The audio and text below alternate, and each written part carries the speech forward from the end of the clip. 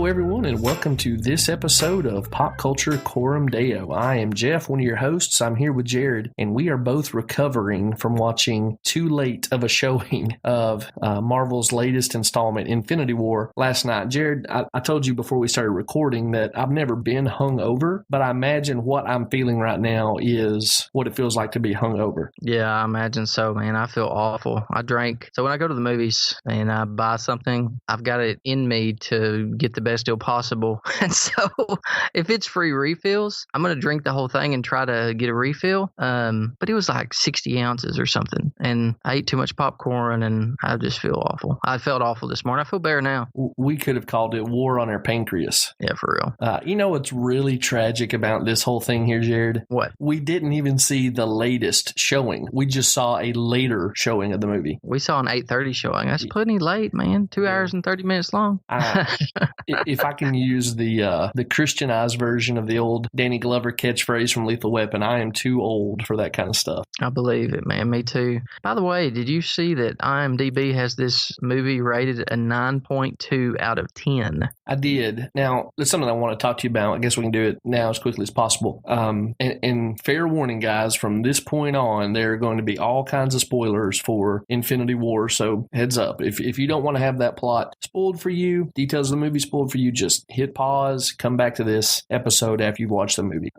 I've wondered, Jared, if this isn't going to be Marvel's version of, I don't know, maybe Justice League in DC in this way. Now, people out there are like rolling their eyes, but fans on Rotten Tomatoes like Justice League much more than critics. Mm-hmm. And I have already seen several critics who are like, this movie just is tired, or, the only thing it offers is a chance to remember movies you liked better from the past, just like kind of maybe signaling the beginning of pushback against these Marvel movies in a pronounced way among the critical community. We'll see, but some of that rating stuff that's shown up already online makes me think, the audience loves this movie, but I'm starting to see signs critics may be forming a different narrative. Dude, that's 67,000 user votes. I mean, that's a significant number already. Yeah, well, speaking of significant numbers already, go look at the Rotten Tomatoes ratings on this thing. It's already starting to skew apart. The critics are at 84%. The audience is at 94%. Oh, wow. Dude, just to put this kind of in perspective, Avengers Infinity War is 9.2. Shawshank Redemption on IMDb, which is the greatest movie of all time according as far as rating, is a 9.3.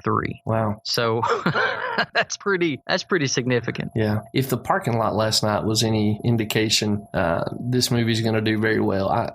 We've been going to the same movie theater for multiple decades now. Mm-hmm. And without hyperbole, I've never seen a time when the parking lot had no spaces except last night. Mm-hmm. It was crazy. Yeah. It was crazy, man. And this movie was made, we can talk about it here in a minute, but this movie was made for today. Like they provided as little information as possible. It was very pithy for each character. They crammed 20 characters or so into this movie, and there was just enough information to know what was going on.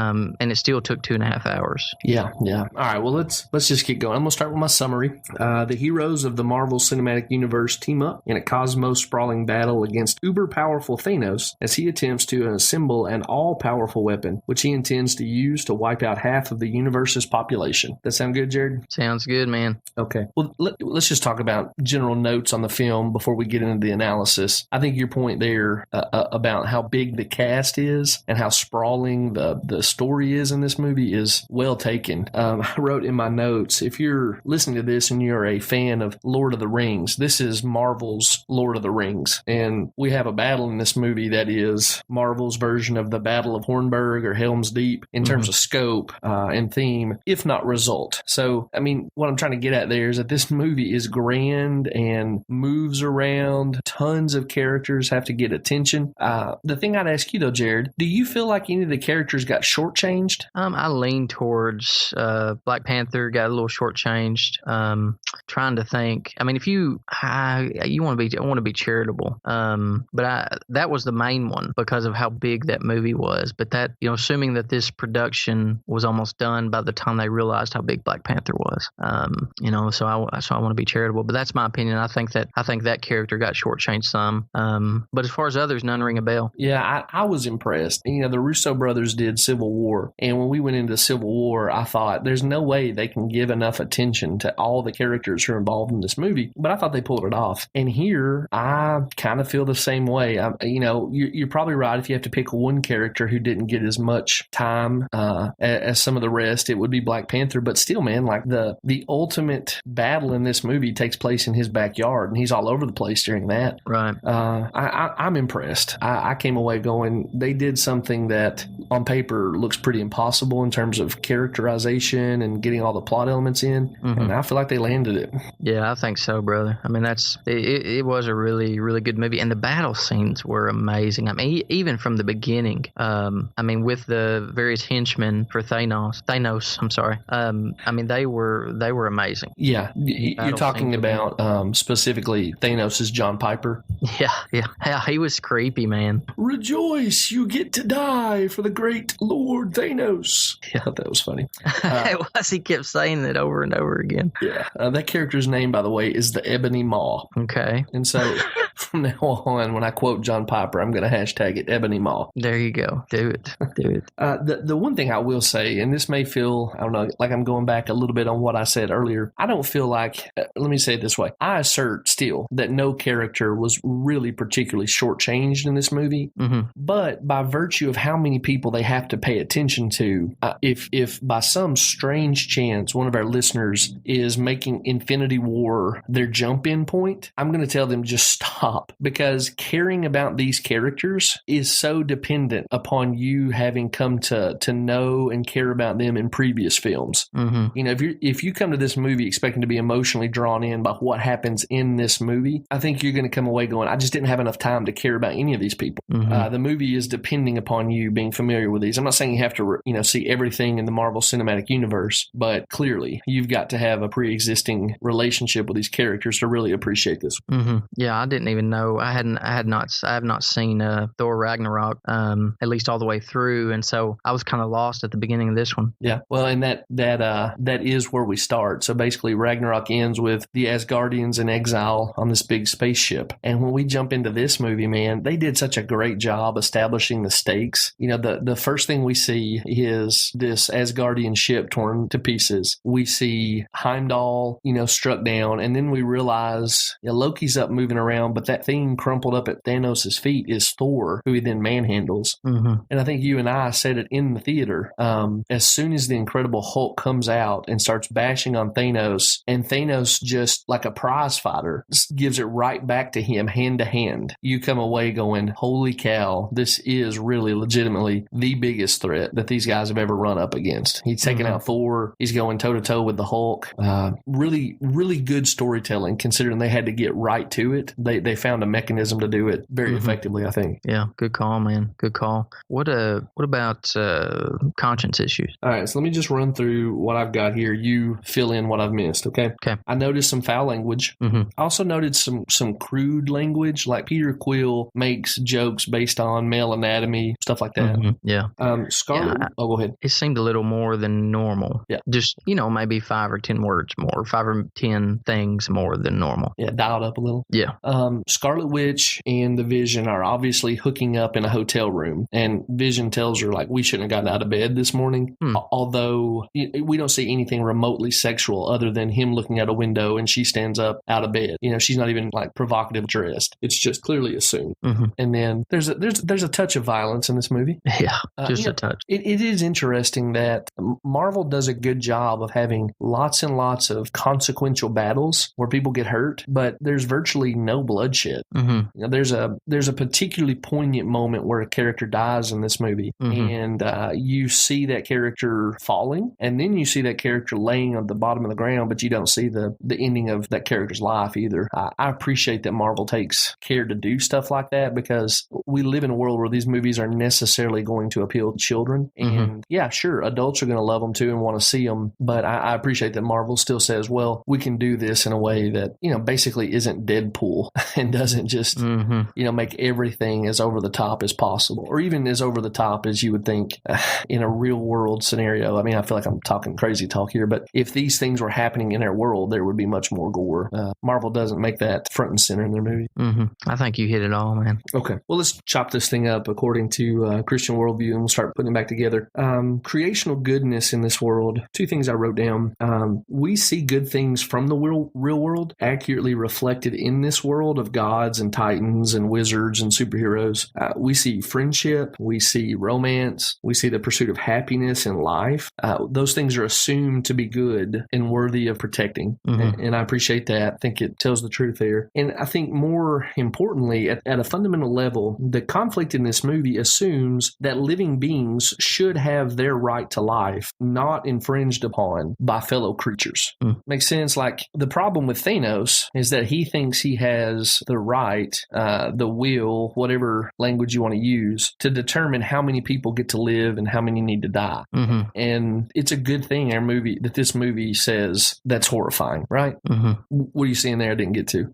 As far as creation, yeah. I mean, it's a world it's supposed to be our world, but there's obviously aliens and many worlds that are Earth-like worlds. There's a clear good and a clear evil in this. Actually, there's many characters on both sides, but there's a clear. There's no wishy-washiness in this movie as far as which side you're on. You're either on one or the other, mm-hmm. Which I think is helpful about superhero movies anyway. Absolutely. And so it mimics our world where there are clear morals and moral boundaries, at least for the most part. I mean, the raccoon is obviously not very moral and makes jokes about being a thief and stuff. But are you going on record disagreeing with Thor that Rocket is a rabbit? Yes, okay. I thought that was hilarious too. I'm surprised he didn't go nuts about that either.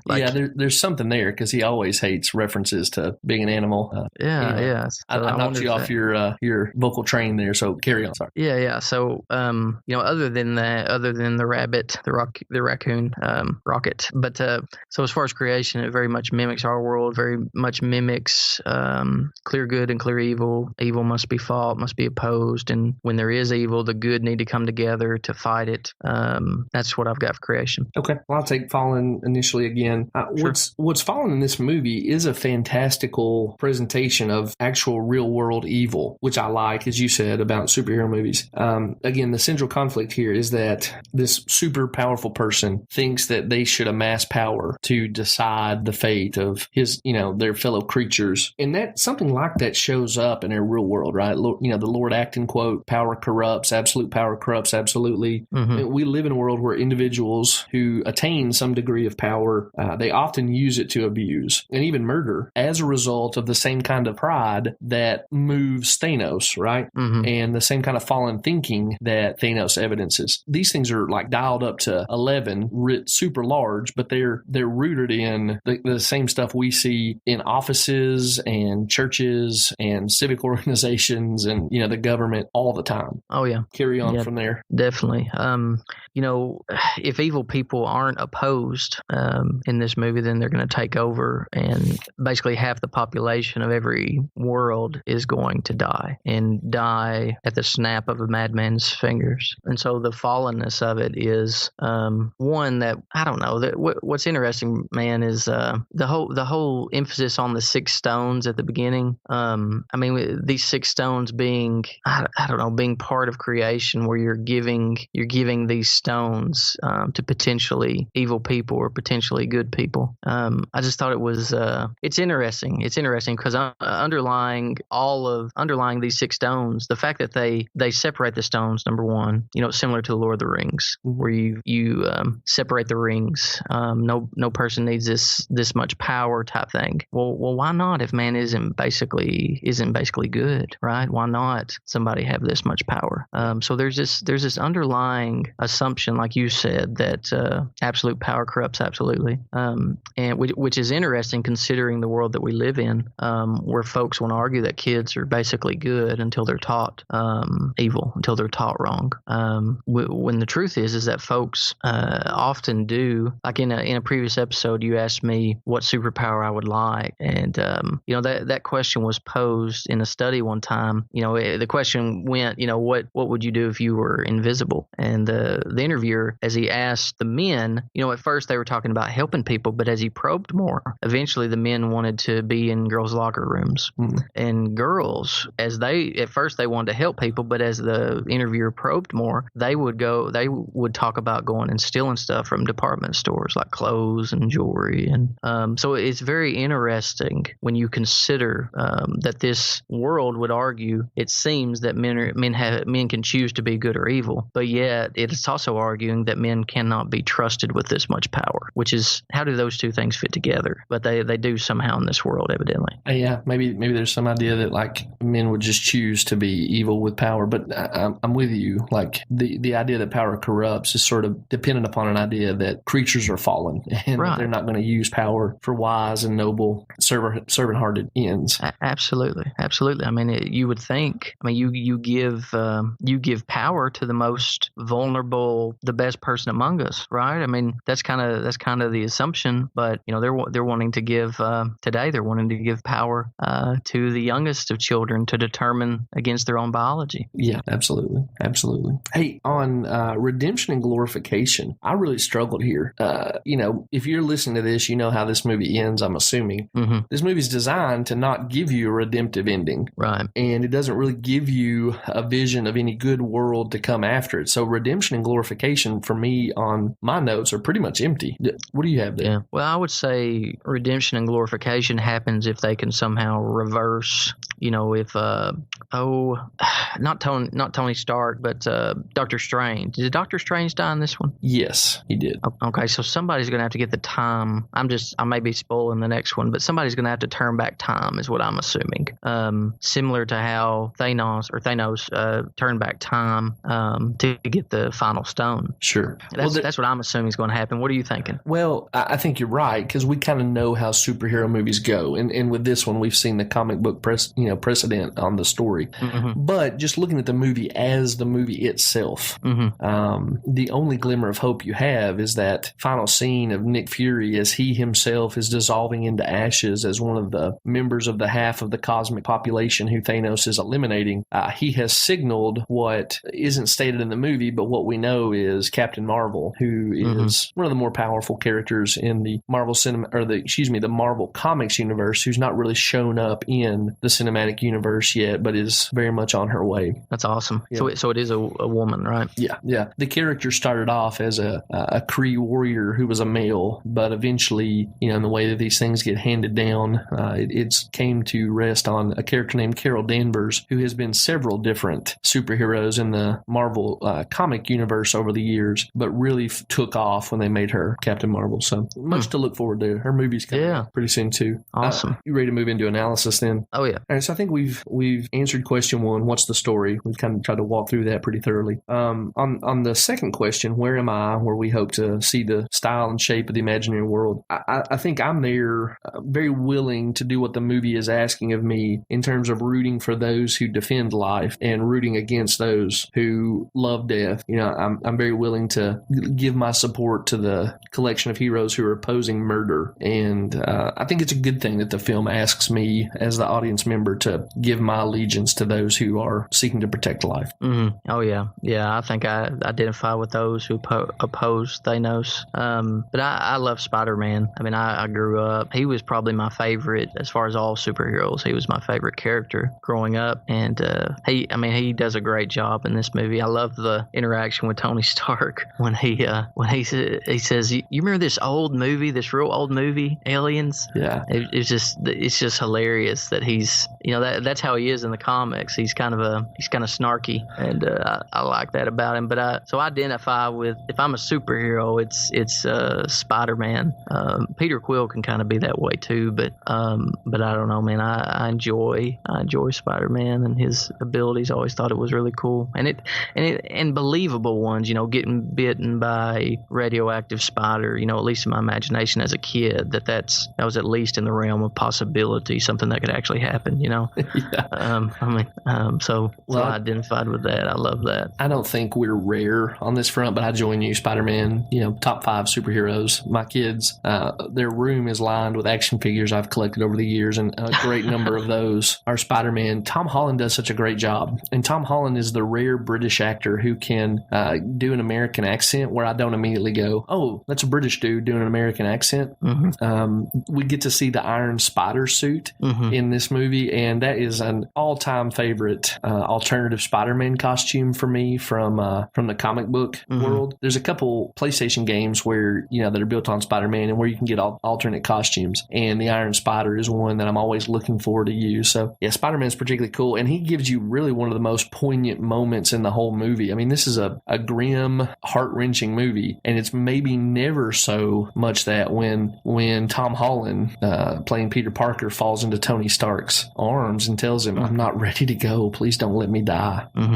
Yeah, that was heart-wrenching. That was amazing. In a lot of ways, Tony Stark is the character whose heart has been mangled the most through the course of the Marvel Cinematic Universe. I mean, he's been there the longest. He kind of kicked the thing off, but that guy has been through the ringer. I think he has to give his life to save everybody in the last one, but that might be way off. But I think they're building up to something with him. That wouldn't surprise me at all. We've heard for a long time that basically Downey is seeing the end of his time as Tony Stark coming. So that would be a noble way to get him out. But I do have some thoughts I want to run by you when we get to how this may play out in the future. Jared, what's good, true, and awesome in this movie? So let's look for common grace and highlight it. I think it gets self-sacrificial love right. It seems like there's an endless supply of superheroes who are talking about, no, I want to give my life. No, I want to give my life. No, you take my life to save humanity. I mean, it just seems like there were several who made statements like that. And it's all over the place. It's over the top as far as people who are willing to sacrifice themselves to save others. And the bravery is very admirable. I mean, Thanos is just wiping people out left and right. And you've got the Guardians of the Galaxy. And is it Drax? Drax. Yeah.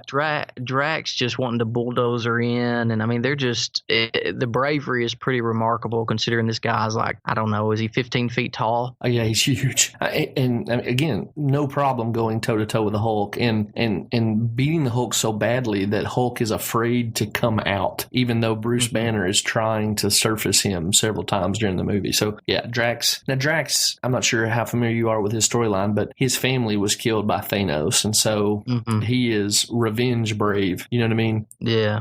I remember. I mean, that goes back to the very first Guardians of the Galaxy. Right. I remember that, and he does have. But I mean, even then, it still takes bravery. But it's I guess, but revenge bravery is a selfish bravery.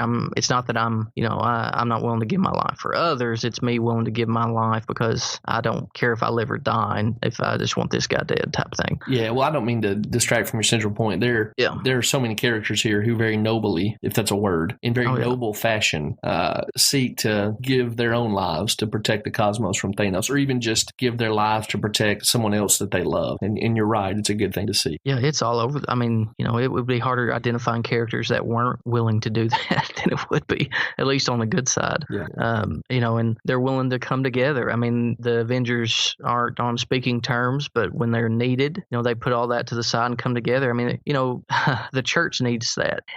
The church needs that mentality, man. I mean, your church is probably similar to my church, but if a church has been around for a while, there's usually a history, and there's usually people's feelings have been hurt one way or the other. Man, it would be beautiful if we could just come together for the sake of reaching the community with the gospel, and to move past our hurt feelings and to forgive as Christ has forgiven us. And I don't know, I just found that as a good example that the church can learn from. I think the movie gets the definition of hero right. It gets the definition of evil right. It did have a weird way of trying to get us to identify with Thanos. Yeah, absolutely right. Like him feeling bad, him having love for his daughter, but him believing that for the greater good. I mean, it portrays him. Other people are calling him a madman, but the storyline goes that it's possible. Now, it's a slim possibility, but it's possible that he's the only sane person in the universes. Yeah, dude, I want to talk to you about that so much, but let's save that for what's fallen, because I think I'd like to talk with you about that. Okay. I think the movie gets right that, and we talked about this a little bit, that ultimate power is only good in the hands of an ultimate good. It's so wonderful that, and so I think this movie portrays rightly that ultimate power in the hands of a sinful person is a bad thing. And I mean, we can make arguments about the government. we could look at human history and see what humans have done with great power. But on the flip side of that, for Christians, it is a good thing that God is sovereign. And this movie shows us how wonderful it is that we serve a God who is all good, and I'm thankful for that. Amen. I'm going to come at the positive here from a negative angle. The movie came out right as the world is dealing, or watching anyway, the controversy with Alfie Evans. At the time we're recording this, the most recent decision the British courts have made is that allowing Alfie to receive further treatment is dangerous. And I'm taking this as a quote from the judge's decision. Allowing him to receive further treatment is dangerous to his future dignity and autonomy. And so the British court system is refusing to allow his parents to take their child to receive additional care outside of the UK health system. And what I want to say on that is Infinity War is a throwback to the days when we understood that preserving life was actually the most fundamental route to preserving dignity, that you can't infringe on someone's most basic human right, which is their right to life, without infringing upon their dignity. And so the good thing that this movie assumes, we've already mentioned, but I just want to highlight how timely it is. The movie gets right that no creature has the right to take the life of other creatures. Mm-hmm. At least no human creature has the right to take the life of other human creatures. Mm-hmm. And we're talking about how this movie says that no one person should have all the power. That's true, but I'm mindful also of Lewis and Tolkien's critique of democracy and republic forms of government. They said that, ultimately in those systems, the majority turns into the same kind of tyrant mm-hmm. that a single person would be. We're about to see that happen, I'm afraid. Well, about to. We've seen this situation with Alfie. We saw Charlie Gard before him. Mm-hmm. We're watching that stuff play out. And in some ways, it's refreshing to be thrown back in this fantastical world to a world where people remember, Thanos is a Titan. He's not a human, but several times he refers to himself as a human. Mm-hmm. I was called a madman and, stuff like that. This movie is still reflecting the creational truth that creatures don't have the right to take the life of other creatures. Right. And Jeff, I'm curious, and this might be an excursus, but curious how you would respond as a father if the court system tried to tell you that you could not try to save the life of your child. Yeah, this is excursus. I'll try not to go too far on this, but I will tell you that this thought has been in my head quite a bit, but in a less fantastical way, because I don't want to sound like I think I'm Rambo, mm-hmm. but I think the only play that you would have is to ask the people in the room, are you willing to kill me mm-hmm. because I'm going to feed my child? I would say over my dead body. Well, the thing that they're being prevented from doing is offering him additional care. Mm-hmm. And I think I would just force the issue. You're going mm-hmm. to have to kill me. Yeah. And see if the basic humanity of the people standing in the room, it's easy for a faceless bureaucrat somewhere mm-hmm. to make this decision on a piece of paper, but to ask the people standing in the room, are you seriously willing to do that? But Jared, I'll be honest with you. I don't think Alfie has a chance of recuperation. It seems like his disease is, mm-hmm. Basically going to take his life and has already taken much of his function. Mm-hmm. But nonetheless, this is such an atrocious situation that I wonder if I'm not morally compromised by not trying to take action on his behalf, even though I live thousands of miles away. Yeah. You want to think that if you saw a neighbor being brutalized in the street, that mm-hmm. you would intervene. Yeah. Well, how far away do they have to be before you have a moral obligation to intervene? Or, excuse me, how close do they have to be before you do? And how far away are they before that obligation ceases? And I feel conflicted that this thing is happening in my day and I'm not taking direct action about it. It's an extension of the abortion issue. Yeah, and it's going to get worse. That's the thing. It doesn't, if they're willing to do this to sick, precious, beautiful children, and we're just talking about care. We're talking about, I think they're mm-hmm. allowed to feed him now, but at one point the court wasn't allowing him, although he was breathing on his own, the court was not allowing him to receive nutrition. It's insane. It's torture. It's torture. It's evil. It's the clear definition of evil, wickedness, selfishness. And the thing that ticks me off more than anything is they portray this similar to how Thanos, it's for the greater good. It's for the greater good. Absolutely. And who should make that decision? The parents. That's something that is... The parents as the delegated authorities that God has established to care for their children. I get it. Sometimes the government government has had to intervene against bad parents, but that is not what we're talking about. Right. We're talking about parents who are doing what they're called to do, and namely providing for their child. It actually, I've got more on this theme. So can we talk about what's fallen in this movie? Sure. I mean, I do think that, like most, this is one of my critiques of superhero movies, especially this one, that there's no, like you said, there's no redemption or glorification offered. So what is distorted evil, at least in part, is that it appears that evil has won, which I think is, that's not a superhero movie. It does leave you on a cliffhanger, and I know they're going to rectify it, or they better rectify it in the second part, right? Well, this is Empire Strikes Back, we assume, right? Yeah. Things end on a down note to prepare you well for, the great triumph that's coming down the pike. And in that sense, I'm happy to receive this movie as sort of capturing the spirit of the disciples right after the crucifixion, before they know the resurrection happens, Yeah. Good point, man. And number two, I would say that the hints, the subtle hints that they believe Thanos has some good points. Like he believes, from his perspective, he believes he is doing good, and it's trying to get you to feel empathetic for him, and his relationship with his daughter and his empathy. Wow, he's really willing to sacrifice his daughter for the greater good, and he's the crying. Daughter that he kidnapped after he killed not just her family, but like people, half of the race she comes from. Yeah, but he loves her. Yeah, I can't help but wonder if this movie is trying to portray what they're thinking is the Christian God, identifying Thanos with Yahweh. I hope not. The arbitrariness, the ability to snap your fingers and half the population die. The population dying was random. It was, you know what I'm saying? It was you use the word arbitrary. It's just you go over here, you go over there, and one of those groups is going to get mowed down. Yeah, and I wonder if some of that is how folks view, and of course it's a wrong view of Yahweh. It's a wrong view of God.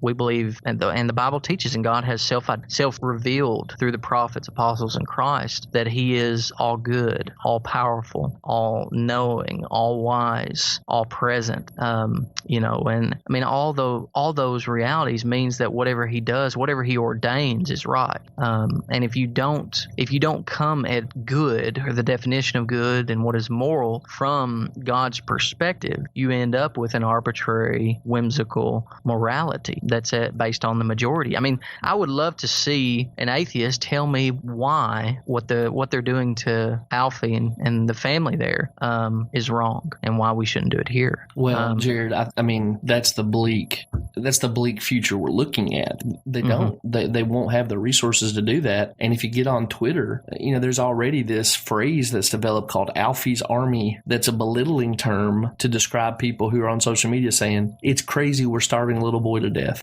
Dude, this what frustrates me is I feel like this, whoever the author of this, or maybe even go back to the comic books, but Thanos, in my opinion, is a poor substitute for Yahweh. But I believe he's supposed to mimic what people view as arbitrariness and people view as just whimsical decision making. If there is a God who's all powerful, then there's no design or holiness to what He's doing and who He takes and who He leaves behind, type thing.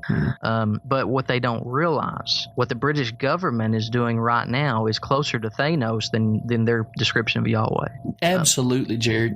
I tweeted this earlier just preparing for the episode. But if you want to see that God is sovereignly ruling this moment of history, notice that at the same weekend, we're watching a little boy starve to death by the government who is tasked with restraining evil so that it does not harm him. The same people watching that play out are then going to a movie about a guy who thinks that power gives him the right to determine who should live and who should die. You want to talk about God heaping condemnation on us in a general fashion? We're going to go and watch a bad guy and then go watch the government do the same thing. And at least in the movie, good people fought back. And that's not a call to revolution. But I'm saying we obviously are in the hands of a storyteller who's making it clear that our condemnation is just. And he's using pop culture to do it and the news cycle.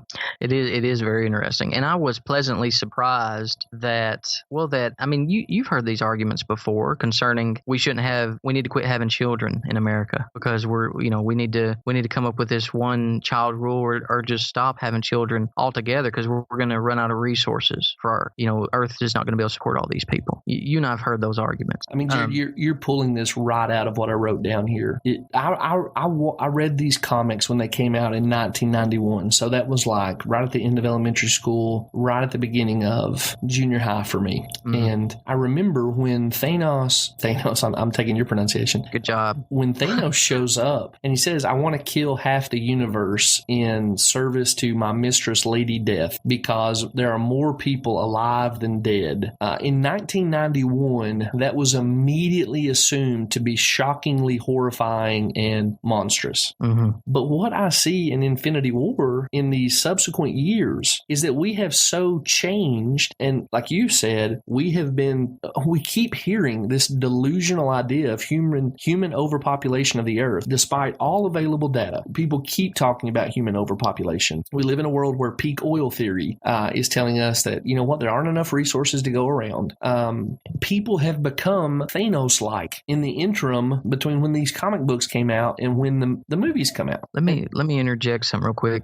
Just on that note, man, I read recently about India and China. Mm-hmm. They've each got over 30 million male bachelors, because they don't have enough women. Mm-hmm. So you've got men so they're struggling. You've got their countries now they're struggling even more with human trafficking, with prostitution, with suicide, with these men are, what I'm saying? There's no mm-hmm. women, and so the depravity it shows itself. But it's part of it's their own. They laid the groundwork for that loneliness. Oh, absolutely. Through overweening pride, they thought that the power they had access to gave them the right to make these decisions. It is. I mean, we're all Thanos now. Mm-hmm. So let me ask you, dude. What do you think? Why do you think they're trying to make us feel empathetic toward Thanos? Because I think they want him to be that kind of bad guy that everyone says is the best kind, which is the bad guy who thinks he's doing something right and the bad guy who has a good point. I mean, we saw that with Eric Killmonger, right?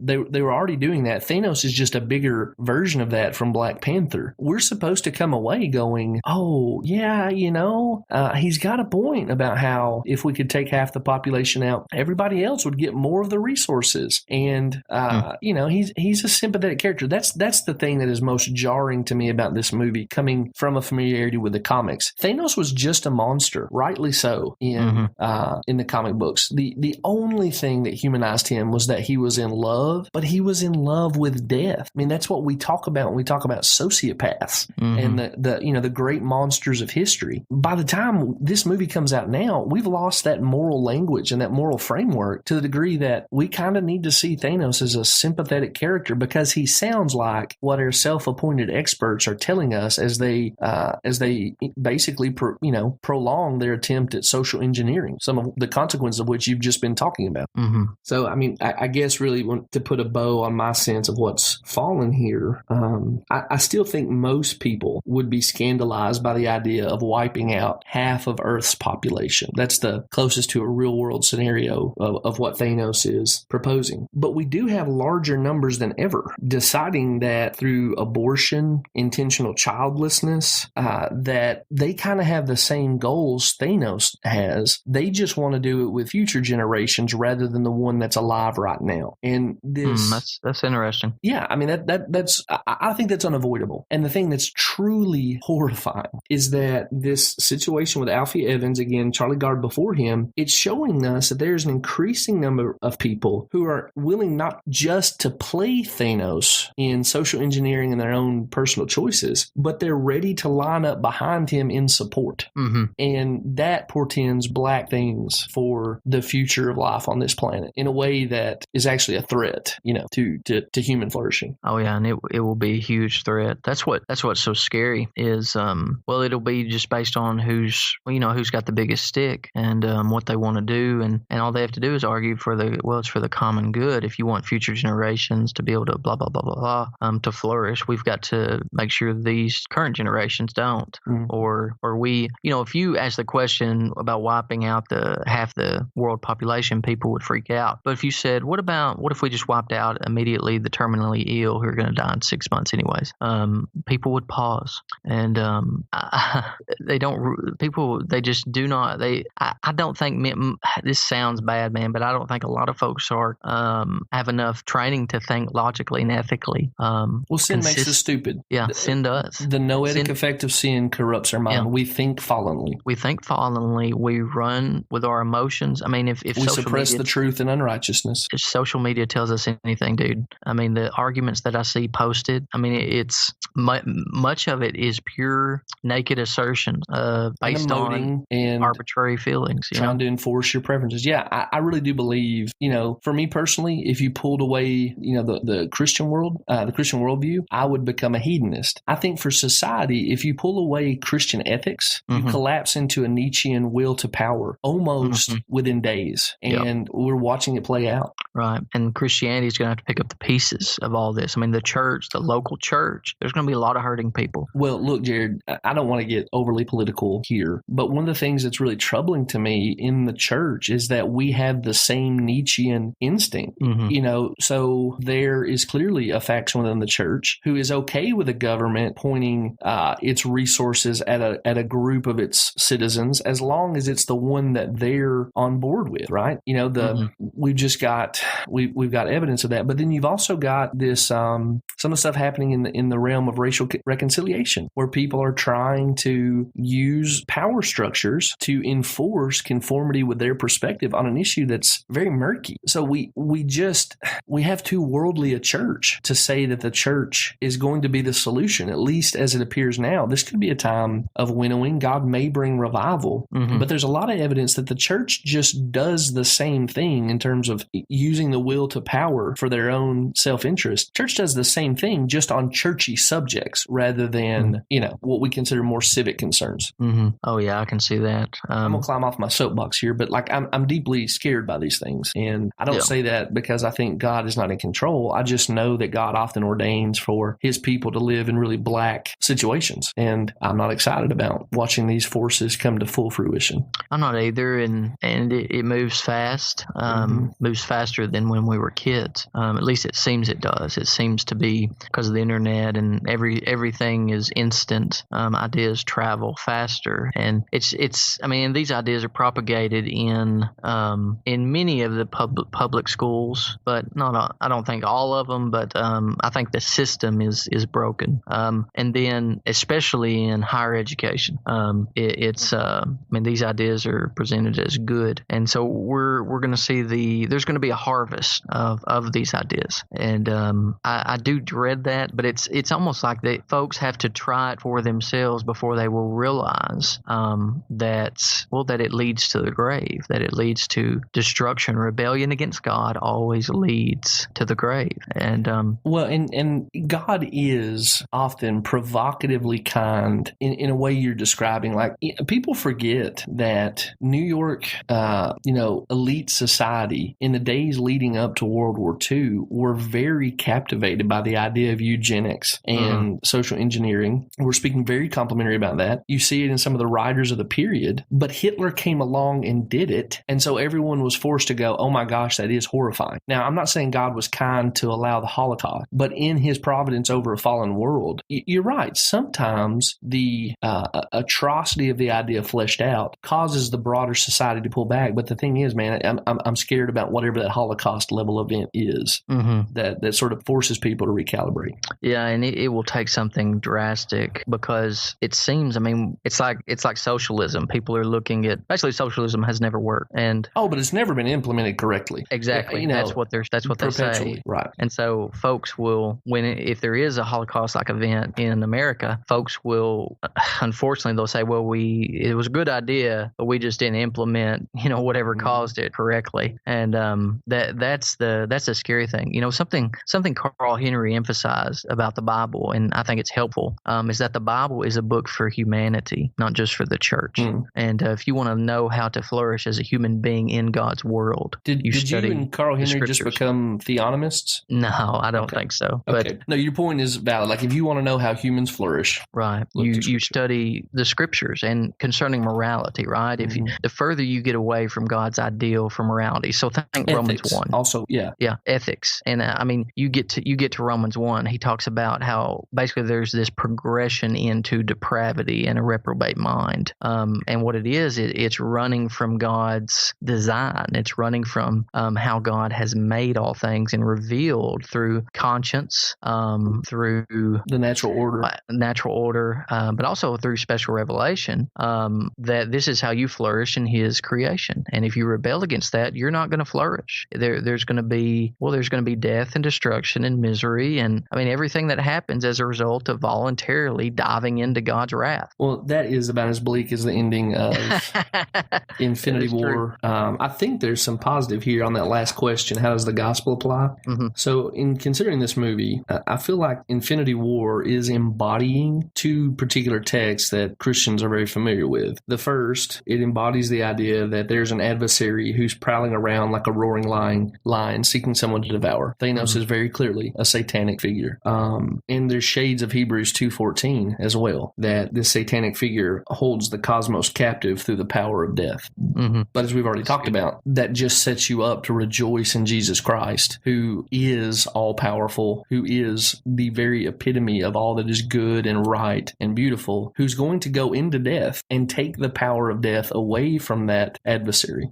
So I'm very delighted to look at Thanos and be reminded of a cosmic reality of a fallen world system, but one that I'm not waiting for the next installment of the Avengers to give me some hope, because I'm living in the world where the Redeemer has come, broken that power structure, and is surely bringing the full expression of His new administration to pass in the world I live in. So yeah, it could get very black, the things I've already said I'm afraid of, but it will get black precisely as much as my good God wants it to get, and then it will be the backdrop against which the beauty of His goodness is displayed.